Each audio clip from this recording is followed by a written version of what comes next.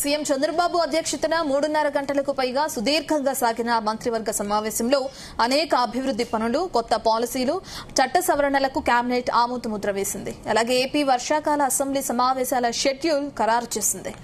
Phantom valley twin towers నిర్మాణానికి 1,249 కోట్లు కేటాయించేందుకు ఆమోదం తెలిపింది. ఈ నిర్మాణ బాధ్యతలను ఎల్ఎన్టీ సంస్థకు అప్పగించేందుకు గ్రీన్ సిగ్నల్ ఇచ్చింది. అలాగే రాష్ట్ర అసెంబ్లీ, హైకోర్టుల ఐకానిక్ భవనాల డిజైన్ల పూర్తి కోసం అదనపు నిధులు కేటాయింపునకు ఆమోదం తెలిపింది. అమరావతిలో భూ కేటాయింపులపై మంత్రివర్గ ఉపసంఘం చేసిన సిఫారసులను కేబినెట్ ఆమోదించడంతో పాటు అమరావతి ఐ ప్రాజెక్టుకు తిరిగి టెండర్లు పిలిచేందుకు నిర్ణయించింది.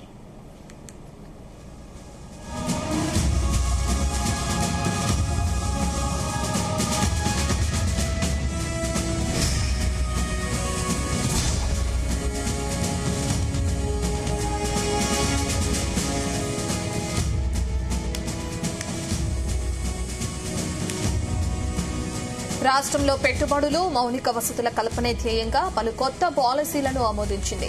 పరిశ్రమలకు అనుకూల వాతావరణం కోసం ease of doing business act 2026తో పాటు ఏపీ పీపీపీ పాలసీ 2026 ముసాయిదాకు మంత్రివర్గం ఆమోదం తెలిపింది.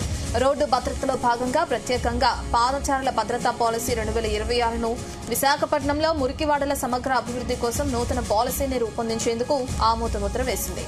మున్సిపల్ భూముల లీజు గడువును పెంచేలా సంబంధిత చట్ట సవరణల ప్రతిపాదనలను ఒకే చేయడంతో పాటు రాష్ట్రంలోని అర్బన్ డెవలప్మెంట్ అథారిటీల పనితీరును మరింత సమర్థవంతంగా మార్చేందుకు వాటి పునర్వ్యవస్థీకరణకు కేబినెట్ ఆమోదం తెలిపింది.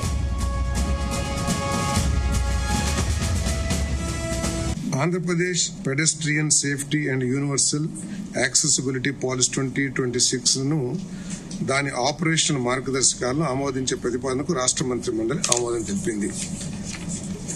పాదచారుల మరణాలు పూర్తిగా నిర్మూలించే లక్ష్యంతో పట్టణ, స్థానిక సంస్థలు, పోలీసులు మరియు రెవెన్యూ శాఖల సమన్వయంతో అవరోధ రహిత పాదచారి మార్గాలు నిర్ధారించాలి. ఇప్పటి వరకు ఏంటంటే కేవలం మనం వాహనాలు సెంట్రిక్ అంటే వెహికల్ సెంట్రిక్ డిజైన్స్ ని మనం చేసేవాళ్ళం రహదారులను డిజైన్ చేయడంలో. ఇప్పుడు వెహికల్సే కాకుండా పాదచారులని దృష్టిలో పెట్టుకుని కూడా మరి ఈ రోడ్స్ సేఫ్టీ కానీ రోడ్ డిజైన్ కానీ చేయాలని చెప్పేసి ఏదైతే ప్రతిపాదన ఉందో దాన్ని ఆమోదం తెలిపిందని చెప్పేసి మనం చేస్తాం. దీని యొక్క ముఖ్య ఉద్దేశం ఏంటంటే ఈ పెడెస్ట్రియన్స్ డెత్ కేసెస్ ను తగ్గించాలి, పూర్తిగా జీరో చేయాలనేది లక్ష్యం. ముఖ్యమంత్రి గారు ఈ డిజైన్ చేసేటప్పుడు ప్రత్యేకంగా ఫిజికల్లీ హ్యాండిక్యాప్, డిజేబుల్డ్ ఎవరైతే ఉంటారో వాళ్ళను కూడా దృష్టిలో పెట్టుకుని